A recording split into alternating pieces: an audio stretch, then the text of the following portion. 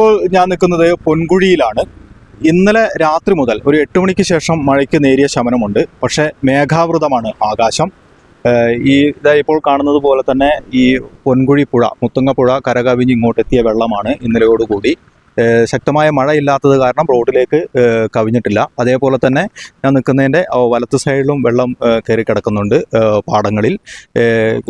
എന്തായാലും ക്യാമ്പുകൾ ഇപ്പോഴും തുടരുകയാണ്. സുൽത്താൻ ബത്തേരി മേഖലയിൽ തന്നെ നെന്മേനി പഞ്ചായത്തിൽ 2 ക്യാമ്പുണ്ട്. അതുപോലെ തന്നെ നൂൽപ്പുഴയിൽ 3 ക്യാമ്പുകളുണ്ട്. മൊത്തം അതുപോലെ തന്നെ പൂതാടി പഞ്ചായത്തിലും ഒരു ക്യാമ്പ് തുടങ്ങിയിട്ടുണ്ട്.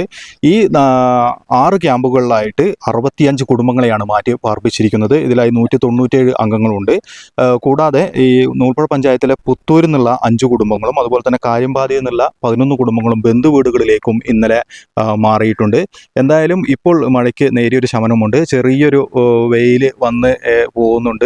അതുപോലെ തന്നെ ഇടയ്ക്ക് മഴ ചാറുന്നുണ്ട്. പക്ഷേ മഴയുടെ ശക്തി കുറഞ്ഞിട്ടുണ്ട്. എന്തായാലും മഴ വിട്ടു നിൽക്കുന്ന ഒരു സ്ഥിതിവിശേഷമാണ് കുറച്ച് മണിക്കൂറുകളായിട്ട് ഉള്ളത്.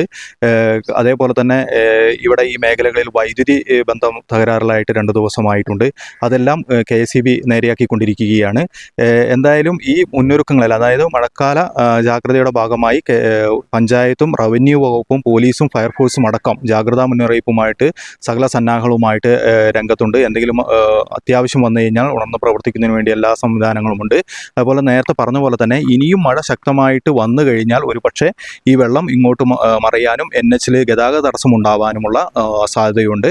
പൊൻകുഴിയിൽ നിന്നും വയനാട് വിഷന് വേണ്ടി അബൂ താഹിർ. കൂടുതൽ വാർത്തകൾക്കും വിശേഷങ്ങൾക്കുമായി Wayanad Vision Facebook page follow ചെയ്യുക. യൂട്യൂബ് ചാനൽ സബ്സ്ക്രൈബ് ചെയ്യുക.